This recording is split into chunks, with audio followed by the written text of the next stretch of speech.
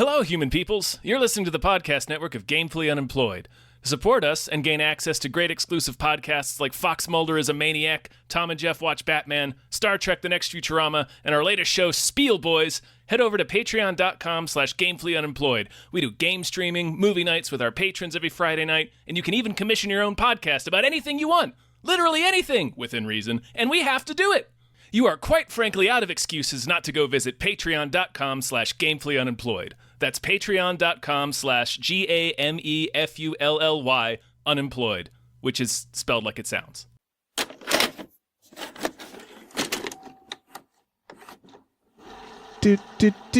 Puppets. Hi, everybody. Hey, hello. Hey, hi.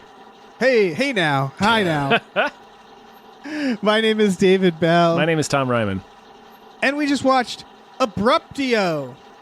Some fucking Harry Potter shit up in here. I've done some terrible things.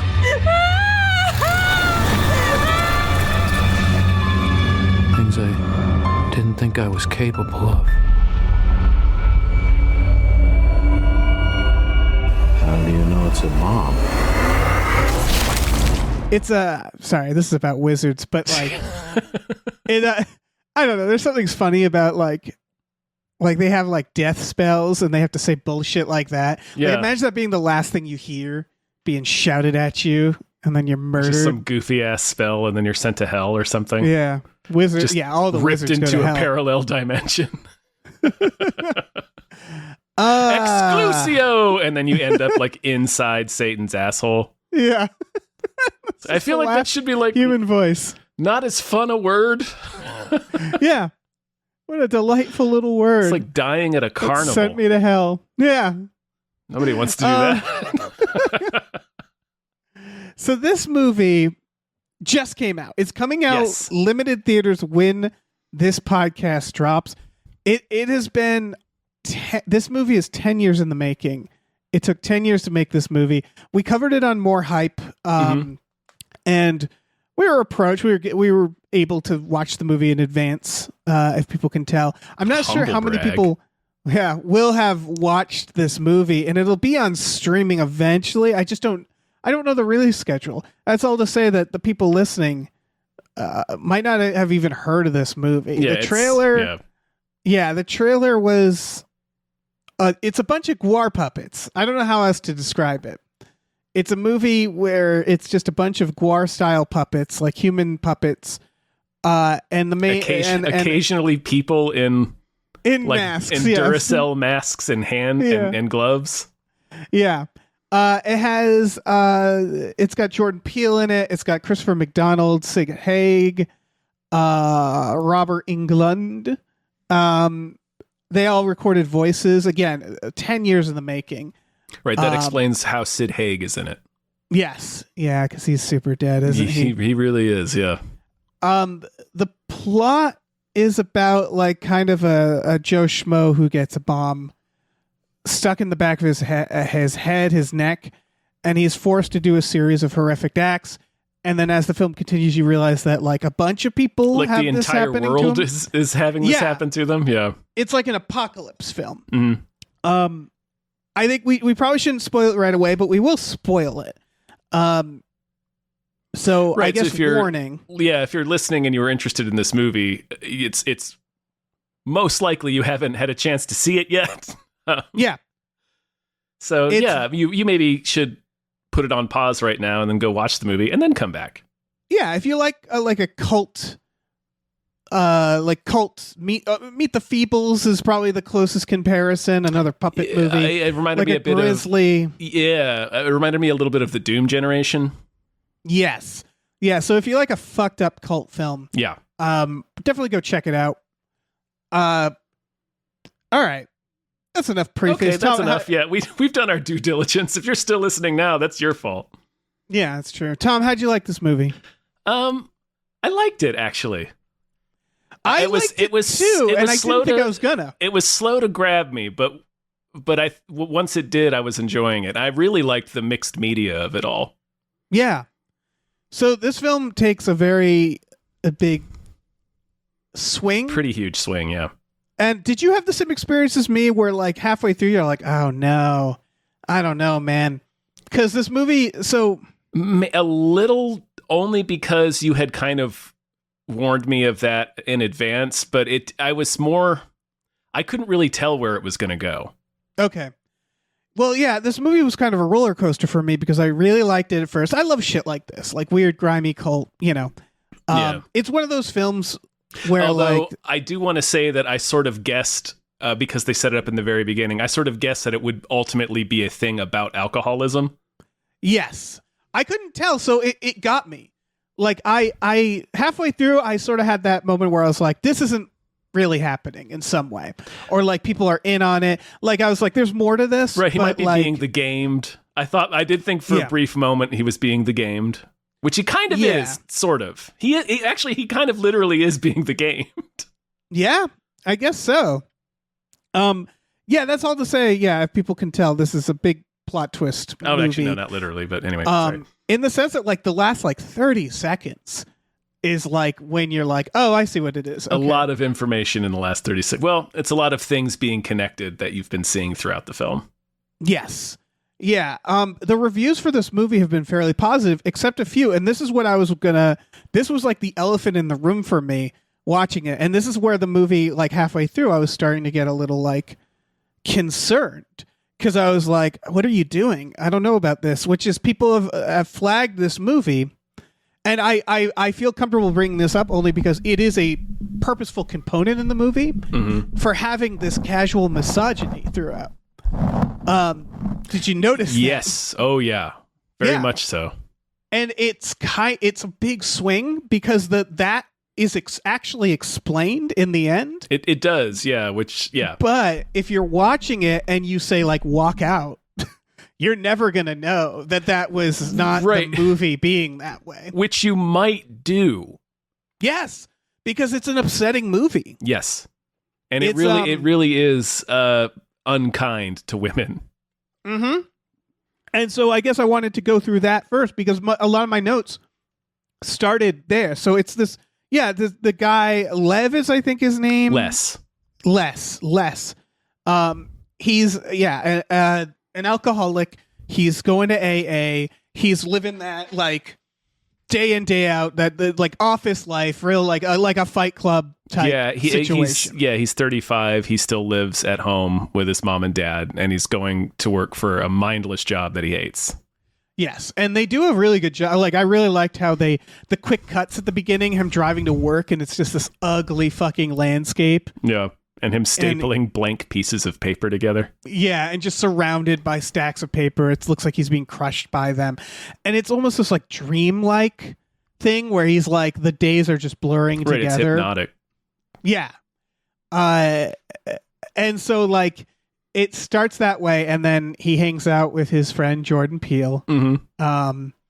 And everybody keeps offering him booze is one of the things, and he keeps being like, no, I'm good. Yeah. And then he, Jordan Peele basically reveals that he has a bomb in his neck, and he has to like kill him or something, and then he can't do it, and his neck explodes. And so our main character, that's like the inciting incident. He has to now do things for this unknown... He's getting mysterious messages that are commanding him to do horrible things or else they'll blow the bomb up in his neck. The first thing he does is he brings like a suitcase to his work and it gasses everybody at his job. And you can kind of like... To death. Yeah, it's like the art museum scene in Batman. Yes, it is. His girlfriend also breaks up with him. That's a thing. Yes. And she's a shrew. Yes. Like it's explained at the end, but would not blame you if you didn't stick with this movie. That's what I mean is that the movie isn't, again, it's aware of what it's doing. It's doing it on purpose. It's on purpose. But that's a really risky thing for a movie to do, because the thing about this movie is for most of it, I was sort of like, I can't tell if this movie knows that it's doing that. Yes. And I can't tell if what this movie wants to be. Because the movie is essentially about a guy who is being the hero of his own story, only to learn that he is not the hero and is in fact the villain, essentially. he has to face something horrible that he did, right? Yeah. And the hero part, the thing that he's telling himself, is very cheesy. Like these like showdowns with Jason Statham puppet at the right at the like it's like it's very interesting and weird and sci-fi, and the puppet stuff is really cool, but like the story like is like kind of thin at times. And again, the women in the story are not treated like humans. And what you're going to learn is that's because he doesn't see them as humans, is essentially it. Yeah. But that's a really big swing to take when the twist is that, when you're only going to tell people that at the very end. Because I spent the movie basically, like at certain points, I was like, okay, this is either a fantasy or being like The Gamed, or the filmmakers are telling terrible on themselves. Yeah. Yeah, it does hold those cards for a really long time, for sure. Yeah.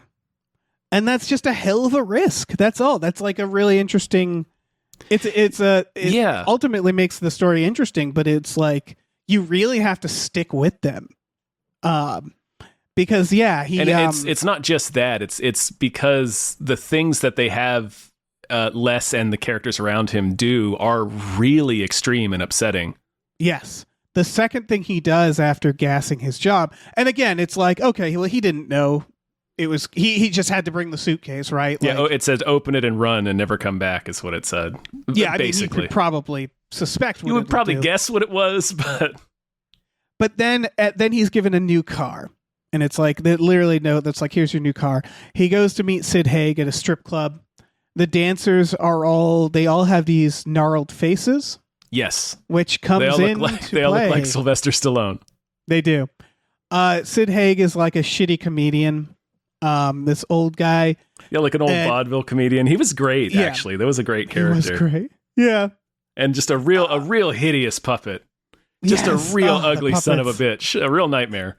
Yeah. The puppets are great in this. Every puppet looks like it has a disease. Yes. It really does. Again, Gwar puppets. They're all Gwar puppets. I love it. Yeah. And so they have to do a job together. He also has the bomb, and they go to this this nice house, and I think he gets a message that says your new house. And he goes in, and there's a husband and a wife and their little girl, and they have to kill the family, and they do, and it is horrible. Even though they're puppets, it's really upsetting. It's genuinely upsetting, and it's all in the voice acting, like, because they're just puppets. And I mean, I think that's part of it, is like, it sort of short circuits your brain, because the puppets, it's like, how do I take these seriously? They blink. They're pretty emotive, but they're also like still puppets. Yeah, they're still puppets.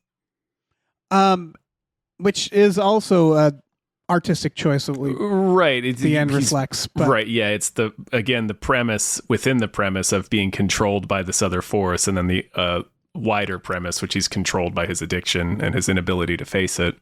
Yeah. That's why they're puppets. Yep. It works. And so like this sequence, and I think like a lot of the reviews mention this sequence because it is the loudest, is like this family begging for their lives while tied up before they execute them. And they don't flinch. Like the movie doesn't look away from this sequence. It just plays out, and it's like, Jesus fucking Christ. Like, I am genuinely like, it's pretty grim. This is gut wrenching. Pretty bleak. Violence. Yeah. Yeah. And then he has to kill the other guy. He's got to kill Sid Haig, yeah. And he chops off his head, and he keeps saying the jokes while his head's chopped off, which is the first sign, the first like hint that something's not right. Yeah, I mean, the bomb in his neck is pretty out there too. But yeah, they do plant enough in there that's so surreal that you are questioning the reality at all times. Yes. And at first I thought, yeah, it's like The Purge. Like, you start seeing things in the background. The president gets shot. The Statue of Liberty is later blown up. Yeah. And you see when they're driving around, there's like signs of violence everywhere. It's very Purge-like, where you go like, oh, I guess everybody has to do this. And so everybody's just fucking on edge. And like the cops later have them. And so you're like, okay, this is affecting everybody. Just society is broken down. And right away, I got the obvious kind of metaphor of the idea, because like as he's doing these horrible things, he's getting better stuff. Yeah, he's getting rewarded for his, basically for his denial. Yes. He gets rewarded with a car, with a house, and a woman. All this money, too. He finds like a bunch of cash. Yeah. And so it's sort of this metaphor for, in a way, we all have bombs in our neck, right? We all have to work or die. How is that different, And then you do horrible things and you get rewarded in life. So it's a very like, fairly on the nose metaphor for that. And so he has to keep like teaming up with people and doing these horrible things. And then he meets this woman, Chelsea. Yes, that's her name. And it's interesting. The two different people he meets and has to do jobs with are like the opposite ends of the spectrum of being okay with what they're doing. Yeah, like Sid Haig is fine with it, but this guy he meets later, he meets like an OCD guy. Literally OCD. He doesn't like to touch. Yeah. Who is completely horrified by what they have to do, and it in fact gets him killed. So I thought that was interesting. Also, both played by horror icons, because that was Robert Englund. That was Robert Englund? Okay. Yeah. So, like, two horror icons on the other side. Yeah, they have to chop up bodies together. And at that point, you're like, what's the big deal? But the guy can't do it. He just can't do it. And they're, like, being timed. Right. It's, like, part of his phobia, too. It's not just the grotesqueness of it. And it's just his mind breaks. Yeah. And another moment that pings you is that all the bodies are hot, naked women, I believe. Not all of them, most of them. And then he sees his girlfriend in there. Yep, and her body talks to him, and he's fine with throwing her into the chipper. He's like, so there. And that's another thing he's I like think relieved is that, by it. Yeah, the main character is like, he starts to be okay with this. After he kills the family, that's obviously horrific, but he starts slowly getting like, and it's another metaphor of this idea of like, if you have to do horrible things and you get nice stuff, it's like, what can you rationalize? Get used to it. Yeah. And then he meets Chelsea, and Chelsea is a baffling character at first because she's like a damsel in distress. She was assaulted by men, and she comes up to Lev. What are you gonna say? Less. Jesus. I was gonna say she's like the actual manic pixie dream girl, like that. Yes. Basically, yeah. And she goes to Les's house, and you're like, why would you do this? Like, why would you ever go to this guy's house who's not like, he's not charismatic. He's just a timid kind of He's just weirdo. A dude. Like, he looks kind of like John Carroll Lynch. He's just a dude. He's just a dude. And she sees the bodies of the family in the kitchen, and she's like fine with it. She helps him bury them. Yeah, she's like, oh, okay, like, oh, you were, and he tells her like, oh, I had to do it. They put a bomb in my neck. She's like completely sympathetic and like literally like showers naked like minutes later. She's a fantasy. In his house. Yeah. Yes, she's a fantasy. And again, if you don't know that she's literally a fantasy, you're like, what is this movie? What are you doing? It's real like. I mean, again, it does keep throwing real surreal things at you, so you are questioning the reality of it. But like you said, it's still a big risk. It is, because I was questioning it. I literally, like, the moment she went to shower, I was like, okay, she's either in on it or she's a terribly she felt the most like the game to me. Yeah. I was like, I think he's being the gamed. Yeah, I immediately suspected her. And so I kept watching under that, where I'm like, all right, I want to know, because she can't possibly be a human. Because she doesn't have a bomb in her neck is a reveal. So I thought, like, okay, if this is literally just about bombs in your neck, she's going to be the person who's doing it, or she's in on it or something, you know? Mm-hmm. He meets Jason Statham. Not literally Jason Statham, but I don't know how else to describe this puppet. Likeness of Jason Statham. Yeah. Just hammering a piece of metal in a garage. Yeah, real Jason Statham. Yeah, it's beating the Christ out of this thing. They rob a convenience store. They kill a bunch of people. Jason Statham specifically executes a few people. Yeah, he's really just into it. Ruthlessly. Yeah, like he doesn't need a bomb in his neck to do that. Like he probably doesn't have one.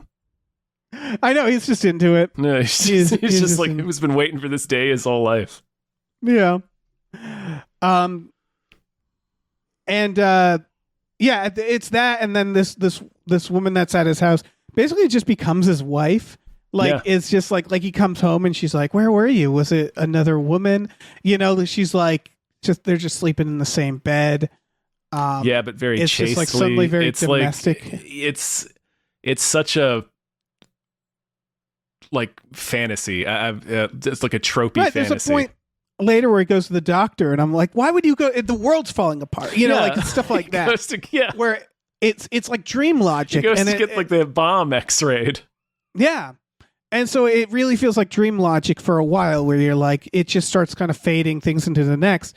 And then the indication that it's like, okay, there's clearly something. He gets up at night, opens a door, and there's a fucking, it's Beetlejuice sandworm. Yeah, it's the land. Saturn. Yeah. Beetlejuice. Pretty much, but more metal, I would say. Yeah. And so around, like, I want to say a little over the halfway point, we get this idea that there's aliens involved. So he goes to the doctor. And again, that's a moment where I'm like, what the fuck's happening? You're going to the doctor. The doctor appears to be in on it, and then he is committed. And so they start doing this gaslighting thing where it's like he's committed, but there's aliens. There's a horny nurse. Yeah. There sure is. And again, you're like, what is this? Yeah. She's extremely horny. She brings him to this weird portal where women are giving birth to these giant eggs. Berry eggs. They look like crunch berries, but they hatch with little alien squid babies. Yep. And it becomes this like, is it aliens or is he out of his mind? Which is a really interesting misdirect for where the movie goes, because now we get a bunch of alien shit. These weird little tentacle freaks. They have a showdown at his like Krangs. They're little Krangs. Yeah, little Krangs. They have a showdown at a theme park, which is like old nostalgia. Like he went to it as a kid. Mm-hmm. Jason Statham just brains the woman with the bat. Chelsea. He sure does. But she's fine. He fights Jason Statham. He kills him. Yeah, he kills him in like aliens, like a Jason Bourne way. Like that was another. Yes. And it's like, how did he pull something this incredible off? And again, at this point, I was like, okay, is this a movie about like an everyday guy who gets like wrapped up in this alien thing and becomes a hero? Because that's kind of silly. Yeah. And it's a real abrasive movie if that's where it's going. Yeah, as what's funny is you think about a movie like Fight Club. Fight Club also kind of had that, right? This schmo gets wrapped up in this thing, and the reveal is, of course, like no, he's lost his mind, like, and that's where this goes too. So like at this point, he's like, like action star. Chelsea is somehow fine with the baseball bat, attacks him, and is like, they got to me last night, and he fights her and just rips her head clean off. Yeah, it was wild. Yeah. Again, I think what it is that for me, like, these are indications that it's like, okay, this isn't happening or something. Yeah. But the fact that they're puppets really short-circuited that, where you're like, where I was like, is this cartoon violence? How is, like, one of the things about this movie is that it doesn't really try to be funny. No, it's it not really doesn't. Really a comedy, which is a jarring realization where you, at first I was like, am I just not getting it? And I'm like, no, I don't think it's going for jokes. Yeah, it does. It's just going for weird. Yeah, and it does make some of the more extreme things a little, like you already said, jarring, but it does make them a little less jarring than it would be if it was like live actors. Yeah.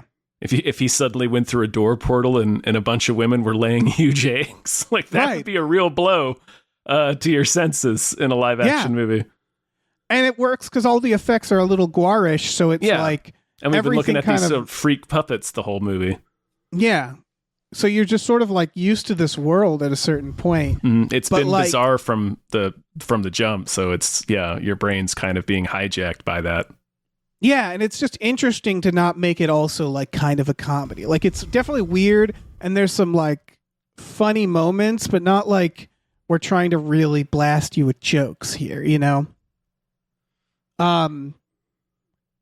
So he he gets home. I think it's like a dream logic situation where he escapes the asylum because the nurse is so horny and goes and like kills the eggs.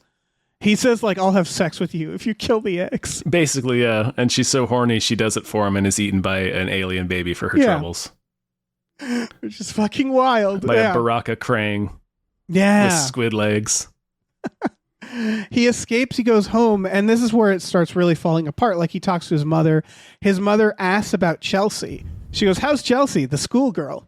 And that's where it's like, oh, she's a sex fantasy. Like, calling the mom, because he's like, you don't know about Chelsea. I didn't tell you about he's Chelsea. Like, I don't think I ever told you about her. And calling her the schoolgirl. And they've led up, like, there's parts where he's, like, watching porn earlier, so it's like, it's sort of there. Yeah. His mother is taking care of a bunch of babies, alien babies. Yeah. She just has, it's like the X-Files clone facility. She just has an entire bay of incubators in her basement. And he kills all the babies, which is extra fucked up because the noises are just baby noises. They're just baby noises, yeah. And that's when it all starts and falling apart. They all thing out, like he cuts one's head off and it things out on him. Yeah, which is great. It's pretty sweet. He gets arrested, and this is where it starts falling apart. The cops are saying, like, sorry about your girlfriend. They seem to know things. The cops have been weird throughout. They zapped his balls earlier. They sure did. And they do it again, and the cop turns into a bartender, and we see this, like, you know, reality starts falling apart, and we get the story at the very end, which is Les went to the bar, got drunk, drove home, hit someone with his car, and did a hit and run. And the person he hit, their face was distorted, just like the Sylvester dancers. Stallone.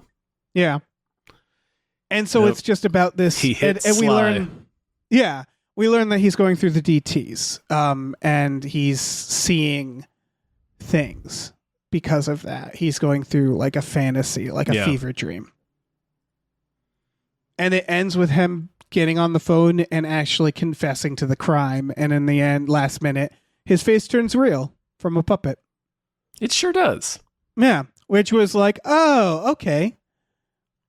It all kind of makes sense. Yeah. Like, they really stuck the landing. Yeah, they stuck with the metaphor. And it wasn't just let's make a puppet movie because puppets get people's attention. Right. It was all kind of motivated, and that's where, like, coming out of this film, yeah, I liked this movie. Yeah.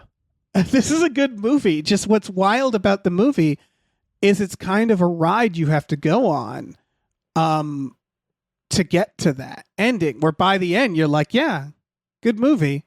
Just a crazy fucking often upsetting ride. Yeah. If you got to stick with it. Yeah. Because everything, the idea of him being sort of the hero, the misogyny, the death fantasies, it's all kind of the going through this head of someone who's just, you know, fucked up. It's kind of an incel-ish guy dealing with, like, it's the head of a guy you don't really want to be in the head of. You know what I mean? Yeah. And like the stuff that the aliens have him do are all like kind of related. Like he gasses his work because he hates his job. Yep. He kills this family because somebody says to him, I think it's the cop at the end, but somebody says to him, think of the family of that guy you hit. You've destroyed that family. Right. It's the guilt. And that, again, he doesn't, like, gassing his work, he doesn't care about. Chopping up his girlfriend, he doesn't care about. But the family, he does feel an immense guilt when he does it in the fantasy. Which explains why, like, again, there's like a roller coaster of his character that ultimately is explained there. Yeah, and then I'm trying to think of what the other one-to-ones are that you mentioned. But then there's just, you know, sex fantasy. Yeah. It's like the aliens, I think if I thought about it a little harder, would make a little more sense. But I mean, it's also kind of this idea of like avoiding responsibility. Yeah, I was about to say this idea of like grand conspiracy. Yeah. I think there's almost a like an a conspiracy brain aspect to this a little bit. Like, for sure. Especially, I mean, when he's in the doctor's office demanding an X-ray, like he's ranting like a maniac. The movie has been like so, again, hijacks your brain with the puppets, I guess. So it didn't really click with me until he's in the doctor's office explaining it all at once. I'm like, oh, this sounds batshit. Like this sounds like a guy that's ranting. Yeah, when he's telling the fake girlfriend about it, and she's like, "Oh, you think it's the aliens maybe that put the bomb?" And it was like the movie Bug, where you're like, Jesus, she can't possibly be going along with this. Yeah. Yeah, it ties into like QAnon almost, even though this movie was conceived at least way before that, which is, this idea of someone who, again, they have done something unforgivable, and they're creating sort of this fantasy where it's all okay. Mm-hmm. Yeah. Where he was forced to do this stuff because there were these forces, that out of his control, out of his control that are unseen. And it ends up being very fascinating. It's just like, I don't know, people attribute this to like Marvel brain, but it's that idea that movies can be designed to be upsetting and main characters can be people you're not supposed to like. And I think audiences are more or are less into that, and this is very much that, where like, I don't really like this guy.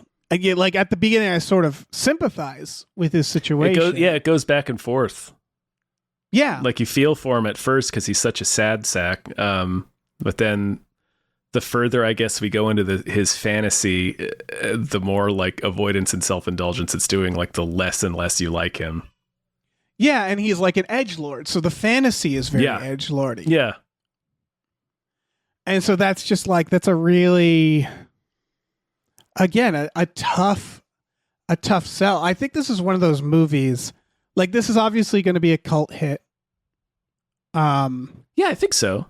I think it'll lead, I didn't look too much into people who made this, but I feel like it's going to lead to bigger things for them. You know what I mean? Because like, it's really well made. There's like a lot of the way they do the puppets moving around. It's like a mix of people in costumes that you never really see head on, except from a distance. But they'll also do forced perspective, or they'll hold the puppet in front of the camera and then just move the camera. Yeah, there's a lot of sneakiness because it's like, I noticed that there's not too many shots with multiple puppets in one shot. No, unless there's it's not. people with the masks. Yes. There's a little thing like that, and like I think some of this, like I think they're a little hampered because again, 10 years in the making implies to me that it took, it was made on a shoestring budget. I assume, like if it takes that much to pick time, up stuff where they could, and like you can sort of tell, like the recording, like some of the conversations, again, I couldn't tell. Because what's interesting is it does work for this premise. And what I mean by that is like there's like a feeling of loneliness, right, to the movie because it's entirely occupied by puppets for one. So you're not really seeing a human being. They don't really share the frame. And then the conversations, because I assume they went out and like they got, Sid Haig, and then they went and got Jordan Peele, but they probably didn't like record the other audio at the same time. So like the conversations feel a little disjointed. Did you get that? Sid Haig's was the only one that I really noticed. Yeah. Because it did seem obviously he's passed away, so that could have been an issue too, where they simply weren't able to get him to do re-recordings because of that. But his felt the most like trying to assemble a conversation sometimes out of just kind of the recordings we had. I got it also from the Jordan Peele one, but this is what I mean, where it's like, I can't tell if it was on purpose because it's this guy and his friend hanging out and there's like a lot of awkward pauses and it feels like the vibe of these people don't really hang out. They're not connecting. Yeah. Yeah. And so it works. That's what's interesting is it works whether or not it was intentional. Like the whole movie has this feeling of like a little bit of isolation. Yeah. And all the conversations do feel one-sided, or at least not all of them, but most of them. Yeah, because are we to believe like the puppet stuff doesn't necessarily symbolize it's all in his head, right? I think it's. I'm not sure. Like I think it's just the things that we had already mentioned for sure. Yeah, I think it more that it symbolizes like this sort of filter that he has on the world. Like we're seeing it all kind of through his delusion. Yeah, as opposed to fantasy, meaning that this is how the world is just muted to him. Like it's, the puppets are fairly expressionless. The world is fairly lonely. And so like the mask coming off at the very end is sort of symbolizing his first moment of like actual truth. Yeah, yes, for sure. Because the other, I think, major one is one of the ones we already said, but it's the idea that he's avoiding responsibility. So it's like, well, it's out of my hands. I'm being controlled by, like, we all have to go to work, like you were saying, and it's by forces that I can't control or comprehend. I just have to, it's not my fault. Right. And then when he accepts that it is, that's when, like you said. Isn't that literally a step in AA? Yeah. Oh, there you go. I didn't even think about that. Yeah, I guess it is. So it's funny. You said you picked up on that at the beginning. I actually didn't, which I feel like a dummy. Mainly because I didn't know what kind of film it was. Oh, just because I was just thinking that way because this is like vaguely horror. And that's been a big trend in horror lately, particularly indie horror. Yeah, I guess I was thinking about how long ago it was made, and I was like, I thought it was like, oh, this is just added grit, like when you tell like a detective story or something, you give them a drink. Right, you got to give them some kind of weakness, yeah. And it's such an efficient way to also explain who a character is. Because like this movie, it's very efficient in the first 3 minutes. Like that's when the AA happens. And like you basically get this vibe of who he is pretty quickly. Yeah, it's a guy who's relinquished all control of his life. Yes. But he's trying. He's trying this one thing. Yeah. And it's just a sad little life. I like how weird the world is. Like little touches. Like the TV stuff, it's all cartoon. Everything it's all on the animated. TV is a cartoon. Yeah, the mixed media stuff. That was the last component of it that we hadn't mentioned yet. But all the news broadcasts and everything is all animated. Which I think plays into it because it's an added removal of like humanity from what he's watching on TV. It's even less real. Yeah, no, I think that's true. I was trying to think if the home invasion scene would have been more or less upsetting and if it was animated. Right. It's layers of disassociation, right? Yes, it's the idea layers of like, distance. Yeah, the world isn't quite real to him, so the TV is even less real, which also has the added bonus of, again, it being easier, more affordable to make as a film. Yeah. And then there's just little weird touches. He has the post. What did the poster say? Nobody sleeps with the creepy peeps poster. That's right. Yeah, I forgot about that. I had meant to write that one down. Yeah, it's pretty tremendous. Again, a lot of weird little creeps, little weird shit in this. Guar puppets, lots of guar puppets and aliens and boogans. Real freaks. Yeah. Yeah. A lot of puppet tits. Yeah. Yeah, a lot of puppet tits. Again, it's a very, so like at the midpoint where I like really didn't know what kind of movie this was going to be, it was like in my head, it was like worst case scenario, it's still a really like beautifully made movie. Yeah. A really like cool, gnarly puppet guar ass movie that's like aliens and freaky effects. You know what I mean? Yeah, it has the edge that Happy Time Murders, I think, was going for. Yeah. This guy should have made that. One of the big tip-offs was when he's having his nightmare or something, and Chelsea walks in and she's wearing a bathrobe, but it's open just enough so you can see one of her breasts. Right. And she's like talking in this wavish voice, like, you need to, like, she's like, what's wrong, Les? Very. Yeah. that was like the loudest moment where I was like, okay, they know that they're aware of this. Yeah, they must know. They must know. They must know. But There's no way you do this accidentally unless you're 12 years old. Well, that's the thing is like, I guess what it was is do this earnestly, rather. Right. None of it felt earnest. It was just a matter of were they trying to make, because Happy Time Murders is a good comparison, which is like ironically doing it, which is like, oh, look how gritty and like, it's like a gritty thriller detective thing, but get it? They're puppets, right? And that's almost like, I could see someone just falling back on that as being like, that's enough. Yeah. The fact that they're puppets is enough. That this is just this weird, wild, because we've gotten, along with like horror that's about something, we've also gotten a lot of like, the Kung Fury of it all. I guess that's where I was thinking, my head was, which is like, is it just going to be like, look how zany this is? Right. And look how weird this all is. It never really does that, because you're waiting for like the gimmick to happen. Yeah. And it never does. Like they never do anything with the puppets that's gimmicky. It's just like playing it, this surreal drama pretty straight. Yeah. Which is a wild thing. It's really, so it just really adds to how bizarre it is. Yeah. So after a while, you're just watching these puppets, just watching a puppet drama.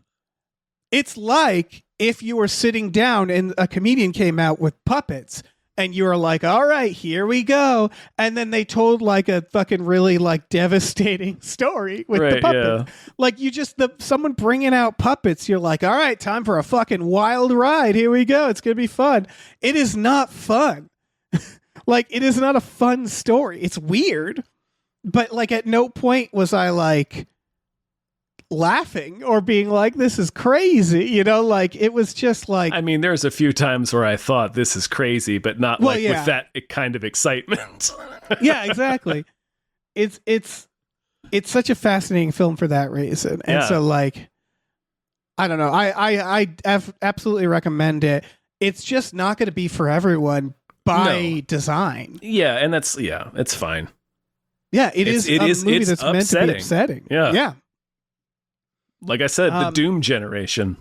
Yeah, which is also really great to see a movie like that get made today. I mean, granted, it took them 10 years, but like, it's nice to see something this unique, I know people that I'm like, oh, I can't wait for them to see it, you know? That's one thing you can definitely say about this movie. It's the most unique film I've seen in a long time. Yeah. And I really hope this filmmaker goes on to make more things. It's weird to say that I liked this movie. It's a good movie, but I didn't have fun watching it. No. But that again is not the point.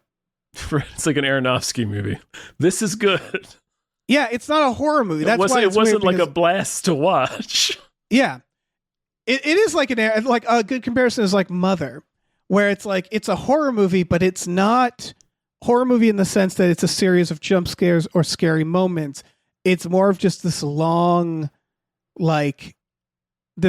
feeling of dread throughout, even when things are like silly, weird. Which is, just a really cool accomplishment. Yeah. Cause I mentioned earlier, I couldn't really tell where this was going. It never feels like it's going somewhere good. No. It feels bleak. It feels bleak.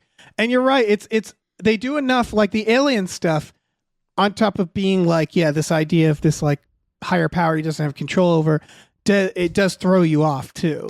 Because it's like, they do the thing where it's like, oh, is he crazy or is it aliens? And the most interesting answer isn't that he's crazy.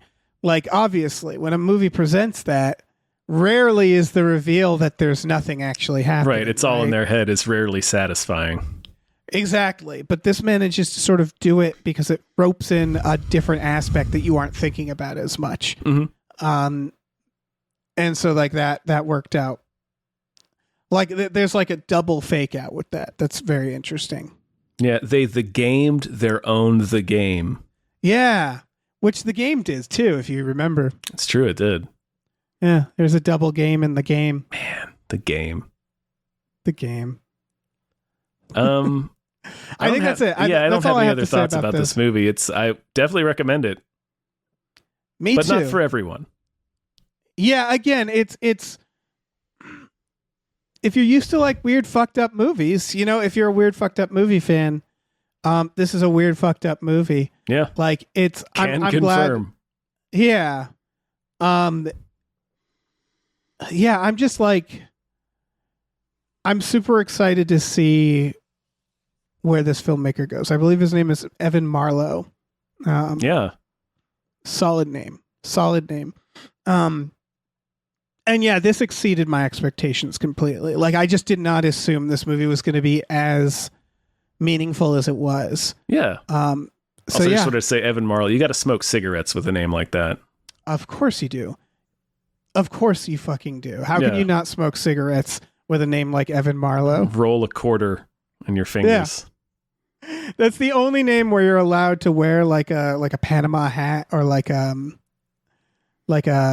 fucking shit. What's the fedora? Like, I feel like you can wear a fedora if your name is Evan Marlowe. Yeah. You still shouldn't probably, but you could. You're the only person you'd have to pull out your driver's license, but then everybody would be, oh, excuse me, I'm sorry. Yeah. Like, I was going to make fun of your hat, but my mistake. Move along. Move along. Fucking Abruptio. Watch it whenever it shows up. Like I said, there's been people waiting for this. I've found like Reddit threads of people like, when the fuck is this movie coming out? So we're special, Tom, is my point. Yeah, we are. I feel special. And listen, folks, if you liked listening to this, our voices, you like us, you think we're neat, we have a Patreon, patreon.com/gamefullyunemployed, GAMEFULLY, unemployed.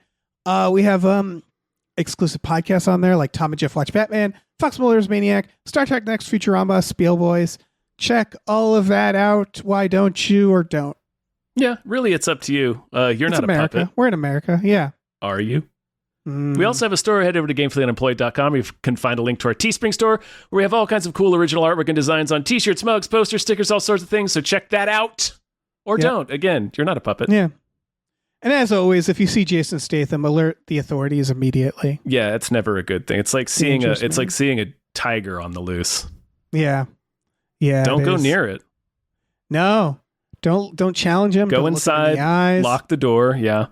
He may mist your front lawn with urine to mark his territory. Yep.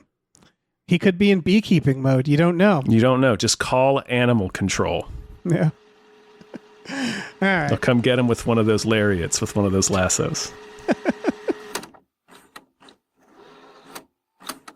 Hey, listen, our music is produced by Chris Corlew. You can find him on twitter.com as the Corlew, or go to shipwreckedsailor.bandcamp.com. Our channel artwork is produced by Michael Vincent Bramley. For more of his work, go to mvbramley.art.